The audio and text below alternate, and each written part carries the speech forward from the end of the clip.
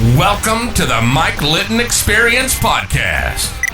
Mike has over 31 years experience in real estate, finance, and investing. He's passionate about being a father, a teacher, a realtor, an investor, and a leader. Everyone has a story, and our passion is to help them tell it. And now, introducing the host of the Mike Litton Experience, Mike Litton. So what can you expect from the Mike Litton Experience? You can expect stories that will inspire, motivate, advice that will sharpen your focus, and expert information on real estate, finance, and market conditions. Sean Patrick Murphy. Yes. One of my favorite people in the world. I know I'm embarrassing you, but you really are. We've been friends for a long time. We work together. It's been a lot of fun. Welcome to the Mike Litton Experience. Thank you. It's great to have you.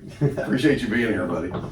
So as you know, our passion is everybody has a story, right? And our passion is to help them tell it. And the reason for it is we're absolutely convinced that somebody is going to hear your story and they're going to be inspired and or motivated to do something that they've been putting off or something that they've been too scared to do, that kind of thing.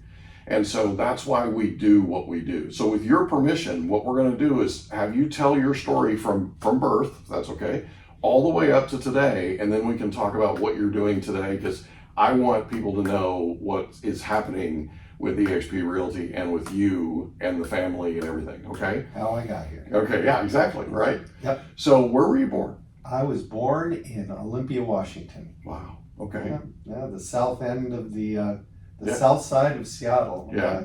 Born in Olympia, Washington. My grandfather was a warden at the Walla Walla State Penitentiary. That's the first thing that I remember. Your grandfather? Going to the penitentiary to get my hair cut. Some of my first memories eating breakfast in the guards lounge and getting my hair cut by mass murderers or whatever, So these were literally prison inmates. They were trustees, right? They were still hanging people at that time. Oh so my it was goodness! Crazy. Wow. And I don't know if that dates me. Yeah, my dad, salesman, was probably worked for my grandfather in the prison system, coming out of high school and stuff. No college background on the dad. Mom wasn't a college graduate. They're just your typical Washingtonians. Wow. Yeah. And, what a way to grow up. Yeah, it's and then we've been migrating south ever since. So typical Washingtonians, we've been migrating south. My father was a traveling salesman, worked for Boise Cascade Paper, worked for Revlon, and transitioned from western Washington to eastern Washington. Had a brother born there. Moved down to California, northern California. How old were you when you moved?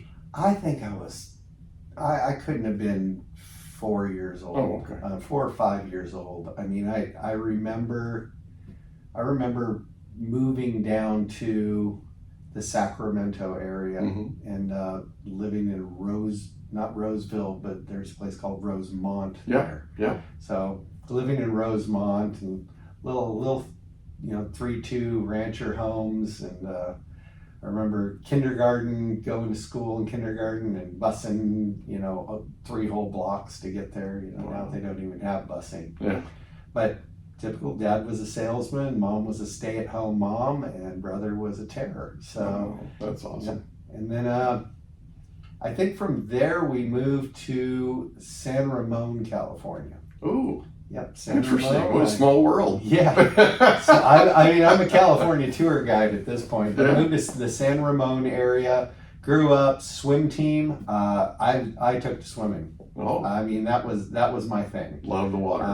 Oh yeah, by the time I was 8 years old, I'd won 3 gold medals at the Tri-State Championship. Wow. And then I won 7 medals at the Tri-State Championship. I was a swimmer. I thought I'm going to the Olympics. Oh yeah. So I swam for Roseville. For San Ramon, and then we moved down to Southern California, I believe, Dana Point. Okay. Oh, beautiful place. Yeah, swimming wasn't a thing. surfing was a thing. Oh, got it. Yeah, I mean, we moved to Dana Point, California when I was 8 years old, and started grade school there in San Juan Capistrano. We were having a house built. My dad was moved up in the world of sales, and took up surfing. Loved surfing. Would walk to the beach to go surfing. My brother and I were probably at the beach 3-4 days a week. Wow. In summer, every day of the week. A great way to grow up. Yeah, I mean, it was. And you got to be able to swim or to surf, obviously. Swim to surf, so yeah. But you just gravitated to the water, it sounds like. That was it. I mean, I love sports. I played soccer. I played baseball. I did surfing. I did swimming. I would do anything that involved me not being accurate throwing a ball. I can catch anything. I can't. People are like, oh, he's 14 and he's almost 6 feet tall. Basketball. Right. Like, I'm the worst basketball player in the world. Deserving. I couldn't be a pitcher. I couldn't be the first baseman or the third baseman. I was always the catcher. I was always the goalie. I catch stuff. So, growing up was typical. So typical that when I was 11 years old, my father left, had a girlfriend in Chicago. So I went from a pretty good suburban lifestyle to the condo lifestyle with several other divorced parents who found this other inland San Juan Capistrano, out the Ortega a little bit, a little more affordable lifestyle. And that's where I, finished up grade school and started middle school. So father was gone, pretty much out of the picture now. I mean, I talk to him occasionally. I haven't seen him in 12 years, but so the single mom, the latchkey kid, lots of trouble. Like I said, my little brother was a terror. At my wedding, the best man said, "Hey, Sean's brother's here and nothing's on fire." That's what he said. Nothing's exploding. Nothing's exploding and nothing's on fire. And that's really how somebody's counting their blessings. That same best man said, whatever gene you and your brother got that allows you to jump your bicycles over your car, he goes, I didn't get that. I didn't get that gene. I didn't get the gene that would make you put on a heavy parka and shoot BB guns at each other. So you guys have some, we don't. So yeah, I mean, growing up as a latchkey kid, it was really push the limits. Yeah. What can you do in the riverbed with your friends, building forts and sneaking a beer out of the fridge, stuff like that. Yeah. But good upbringing. My mom did the best she could, was working at a university, was an administrator, ended up retiring in that position and meeting her next husband, who was a university professor, who immediately, after we came home from like a 2-week visit with my dad in Florida, we came home to, we're moving to Utah. Culture shock. I'm going into high school. How old are you at this point? I was 14. 14, yeah. Moving. That's a tough time to move. We're moving to Utah. Well, I mean, it's a tough time to move. Anyone moving to Utah. Yeah, but 14. I mean, you've got all your friends, you've got your network, you grew up in San Juan Capistrano, basically. Yep. I mean, you had, I did. I was throwing rocks and gourds and everything else in San Juan. I mean, used to sit on the bridge with my buddy and identify old cars. Crazy. We moved to Salt Lake City, Utah. I started high school at East High School in Salt Lake City, Utah. There's a family feature of Utah. Most of the people grew up there their whole lives. And I mean, they don't move much. There's two kinds of people: those that move, out from the city, and those that move in from the country. Yeah. But they're all Utah, the same place. Yeah, right. Yeah, they're all from Salt Lake.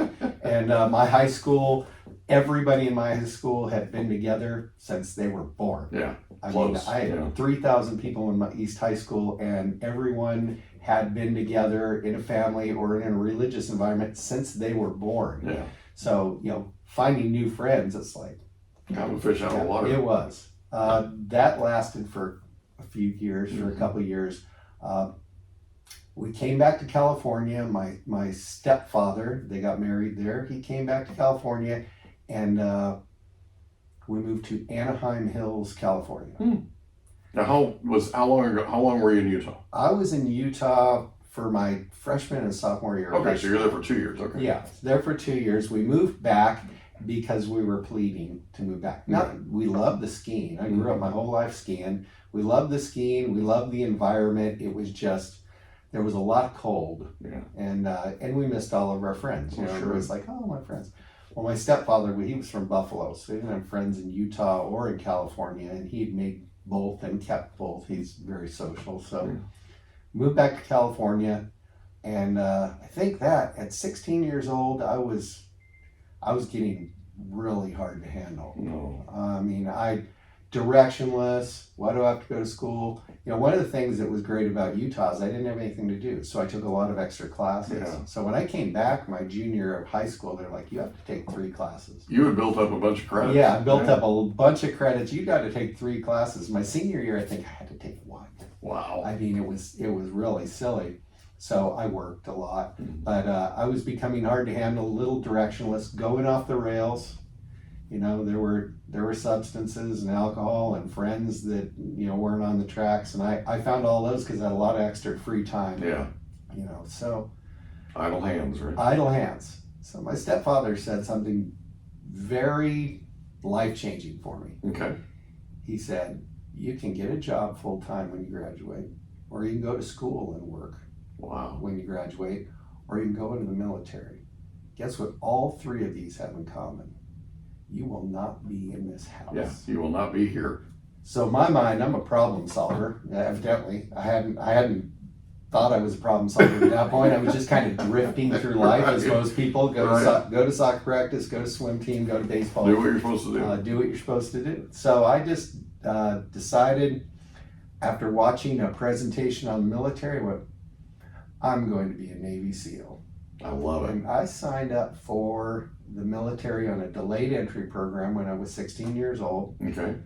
And my father's like, you better get some direction. And I just held up that piece of paper and said, I know exactly where I'm going. Yeah. But that was clarity. Yeah. I mean, I did not have to worry about that. I'm a year and a half out. Other people haven't even started their college boards or applications. I'm like, I know exactly where I'm going. I'm going to go up to Los Angeles. I'm going to go to the induction center. They're going to take me down to San Diego, where I don't know what they do with me, and they're going to make me a SEAL. That's right. No. That's the way it works. Yeah. Just so we're clear, when you're 16, that's the way That's it the works. way it works. I'm going to be a Navy SEAL, and I'm going to, you know, That's right. I'm going Just to watch do me. cool stuff, whatever Yeah. SEALs do. Yeah. My uncle Jim had been in the military as an aircraft mechanic, a jet mechanic. So he said, whatever you do, try to get into the air wing.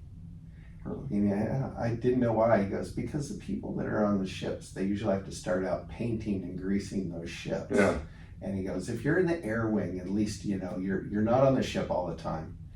And so I said, I'm going to be a SEAL. Well, that's really hard. I don't know if anybody here, about 3/4 of the way through boot camp, I was the master at arms for, you know, I always wanted to be number 1. I was master at arms for my platoon, and some 2 guys come in and say, you know, we're going to take Petty Officer Murphy with us, and everybody's going, Petty Officer Murphy? We're all airmen and seamen. We're brand new. And they're like, no, he's been in a delayed entry program for a year and a half. He actually has time on rank. So that was the secret sauce right Interesting. there. So I had already climbed up in rank before I even got there. You're just by kidding me. the cadet That is program. so cool. I didn't know they did that. Yep. Oh, pay, rank. I love it. Skip swabbing floors. Yeah, you did. So Yeah, you did. Painting the ship, they're like, the whole thing. why does he get to leave? This is murder. We hate this. We don't want to be here. Yeah. And the chief petty officer, who was, I saw him later, Chief Petrie. He goes, you don't want to go where he's going. You know, the one thing the Navy doesn't tell you is that you can select be anything. You go take your your Armed Forces Service Vocational Aptitude Battery, and you do well on that. And they're going, Mike, you can be a nuclear weapons technician. You can drive the ship. You can be a Navy SEAL. You can, work for Space Command. Those things have such a high failure rate, and They don't tell you that if you fail, you are at the convenience of the military. Right. That's how they get those people that paint the ships and crawl through air ducts and chain aircraft to the ground, to the deck. I mean, those people don't volunteer. I want to haul chains around an aircraft deck. Sure. Nobody goes in saying that. Yeah, I want to be around a bunch of jet engines. When you fail out of all these cool schools, which some of them have a 50%, 80% failure rate, that's where they get the laborers in the military. So SEAL was not in my future. As a matter of fact, while running in formation, I stepped on a curb, like an oblique curb, with my right foot, and I snapped my right ankle. Oh. That was not it. So the petty officer said, you can go through this. And at that point, I've really figured out, I'm like, I am not as big as some of these people, and I'm probably not going to make it. So at that point, I selected to go to aviation aircrew school and rescue swimmer school. Okay. I already a good swimmer, and I probably had better endurance and strength than most of the people. So I went there. That was more my speed. Yeah. I can run 5 miles, do obstacle courses, and jump out of helicopters with the best of them. So that really, it was highly technical, highly tactical. I was an anti-submarine warfare specialist, a door gunner, a rescue swimmer. But rescue swimming's what I did most. Yeah. We hope you enjoyed another episode of the Mike Litton Experience. If you did, do us a favor, smash that subscribe button, tell your friends, family, and coworkers about our program, and wherever you get your podcasts, please leave us a rating. It helps us to connect with quality people just like you. And that's a wrap. Another episode of the Mike Litton Experience in the books. Reach out to Mike on Instagram at Litton Realty. Want to meet with Mike? Check out calendly.com/Rio760.